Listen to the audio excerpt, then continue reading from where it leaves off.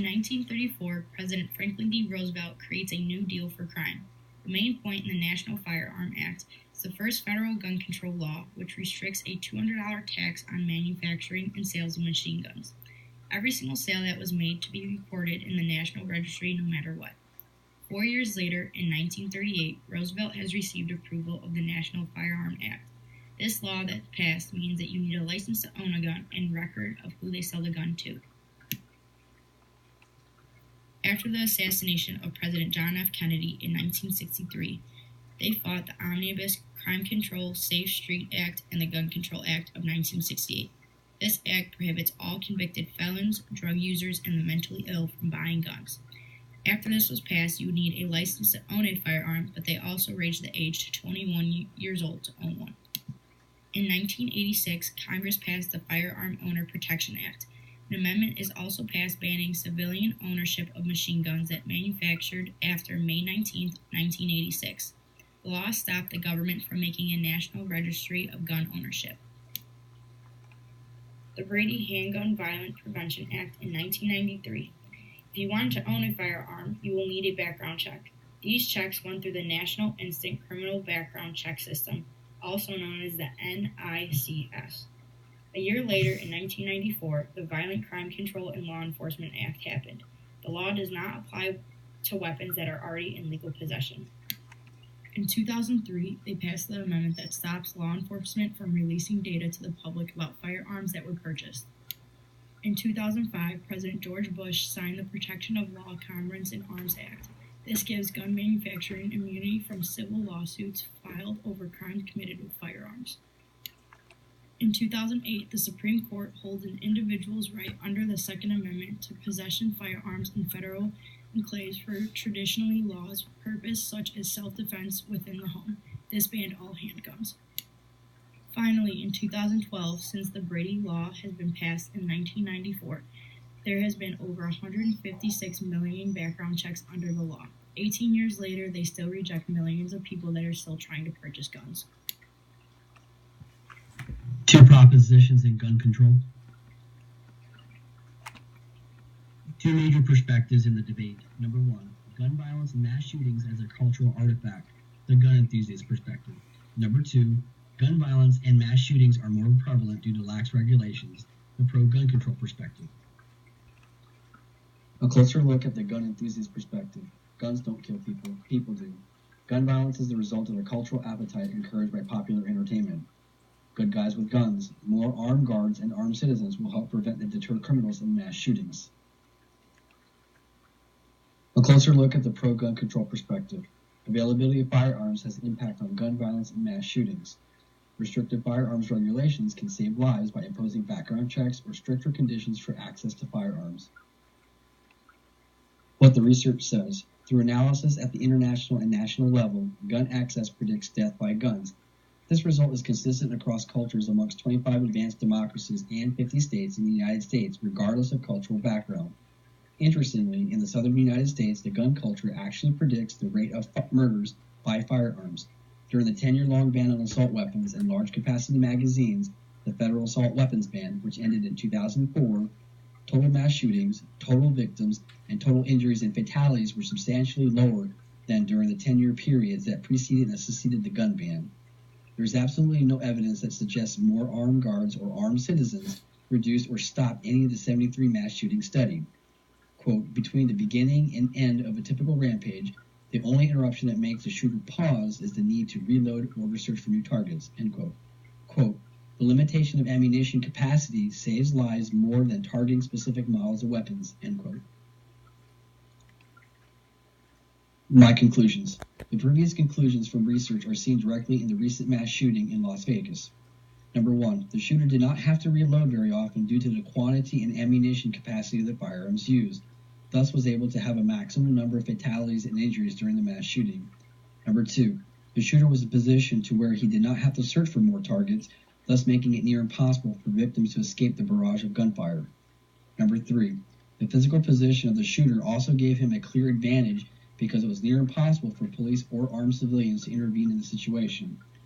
My personal viewpoint on gun control and preventing mass shootings, I do believe in the right to bear arms, but I do support gun control laws that would limit the amount of ammunition capacity and licensing where gun ownership becomes a privilege that includes a background check.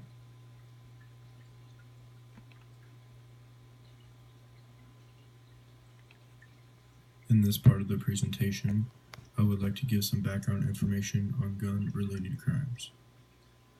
22% of all violent crimes were committed by an offender yielding a weapon, that is, a gun, a knife, or any other object. 8% of these involved a firearm. 28% of crimes committed using a firearm were robberies. 5% were simple aggravated assaults, and less than 0.5% were rapes or aggravated assaults.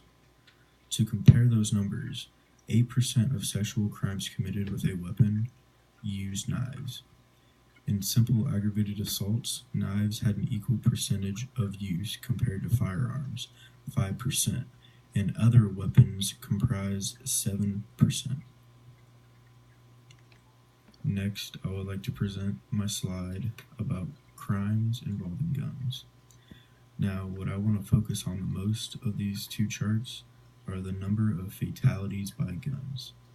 So these charts are presented by Gun Violence Archive, and basically it's just an overview of the crimes involving guns since the beginning of the year.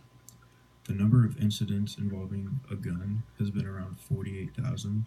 Now I'm sure there's some give and take in there, but the number of deaths is about 12,000. Also, the number of children ages 0 to 11 killed or injured by a firearm has been around 563. The number of teens ages 12 to 17 killed or injured has been around 2,500 incidents. Now, an officer involved in an incident, which is an officer shot or killed, has been around 240. The officer involved in another incident where the subject and suspect were shot or killed has been around 1,600.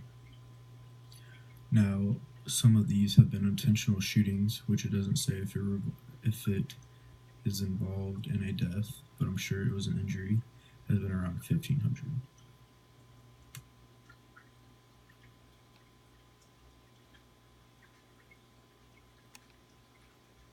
When talking about gun laws, there are really no one law. People in high-density crime area are really strict on guns, while people with low dense populations tend to be more loose on gun control. This is due to them usually having guns for guns or hobby, and high-dense areas using guns for self-defense. This creates two very different markets for guns. You can either get guns for really expensive or guns for really cheap, depending on the law.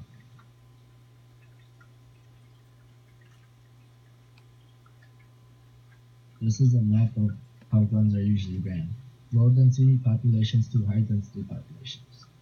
Majority of Chicago's guns that are traced come from southern Illinois or Indiana. Think about them in terms of cigarettes, which everyone is aware of.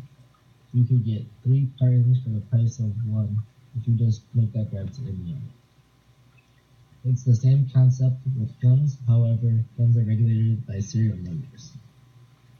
It's still an issue because serial numbers can get lost in documentation after multiple purchases, or serial numbers end up getting scratched out because people don't want to be traced. Reading of the concept, why do people love men? The quick answer is money. If you have clientele and know what you are doing, you can make some serious money. Just picking up guns from somewhere with low dense population and going to somewhere with high dense population can range you thousands of dollars in just one run.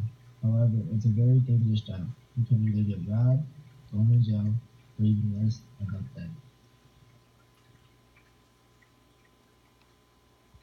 As you can see from my scholarly reference, some streets of crime and guns in Chicago, they serve prisoners caught with gun charges. Majority of these guns come from family members or the streets. These guns are ending up in the wrong people's hands without the experiences or license to shoot. If you don't see this as an issue, then you are wrong. From having experience of having friends killed in gun violence, nothing is worse than seeing a mother having to bury their child in the ground due to guns. We need to come up with a solution to this issue before it gets any worse. Thank you. Now we will go into how laws regulating handguns affect suicide rates.